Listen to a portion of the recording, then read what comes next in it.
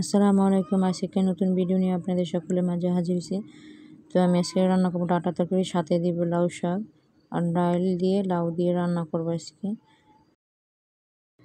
তো সাথে লাউ রান্না করব ডাল দিয়ে। তো এখন আমি চুলাতে ডাল বসাই দিয়েছি। তো এভাবে প্রায় আমার বলক এসে পড়ছে। তো এখন আমি হলুদ দিয়েছি, সামান্য একটু লবণ ওর সাথে দিয়ে দিয়েছি।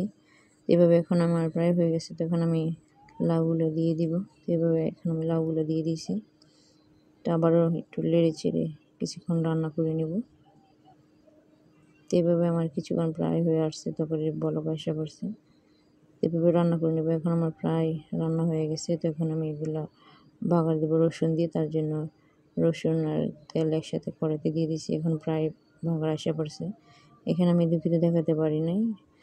তো আমি লাউগুলো দিয়ে দিছি। তো সাথে আমি ধনিয়া পাতা দিয়ে দিছি। তো এইভাবে এখন আমার প্রায় লাউ তরকারি হয়ে গেছে ডাল দিয়ে।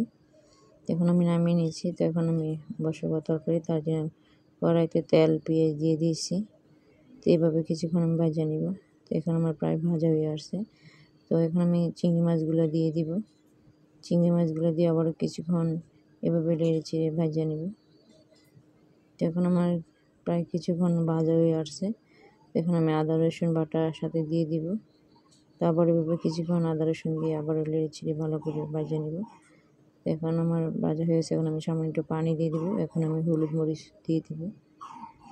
সাথে আমি হলুদ মরিচ দিয়ে দিচ্ছি। তো এইভাবে ভালো করে কষিয়ে এখন আমি সাথে ডাঁটাগুলো দিয়ে দিব। সাথে কিছু আলুও দিয়েছি। তো এইভাবে এখন আমি কিছুক্ষণ কষিয়ে নিব। তো এখন আমি সামান্য একটু পানি দিয়ে দিব ভালো করে রান্না করার জন্য, ভালো করে সিদ্ধ করে কষিয়ে নিব। তো এখন আমি ঢাকনা দিয়ে ঢেকে দিব। এখন আমার প্রায় তরকারি বলক এসে পড়ছে। আবারও কিছুক্ষণ নেড়ে চেড়ে তো ভালো করে কষিয়ে নিব। তো এইভাবে এখন আমার এগুলো প্রায় কষানো হয়ে যেতে, এখন আমি সাথে হলুদ লবণ দিয়ে দিয়েছি।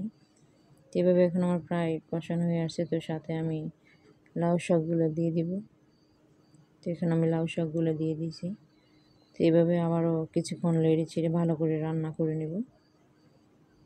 তো এইভাবে এখন আমার প্রায় কষানো হয়ে গেছে। তো এখন আমি তরকারি ঝোলের জন্য পানি দিব।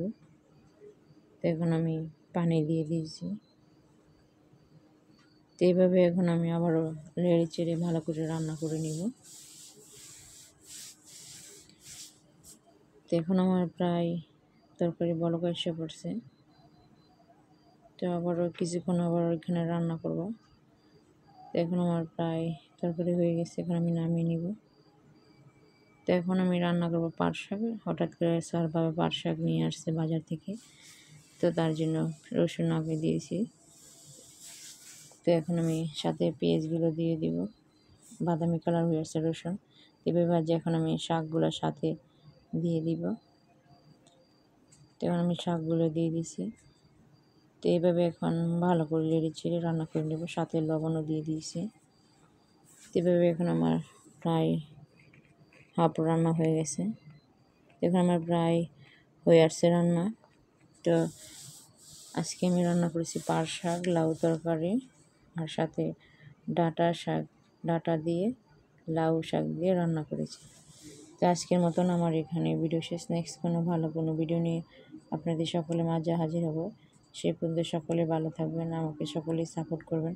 আপনাদের সাপোর্টে ভালো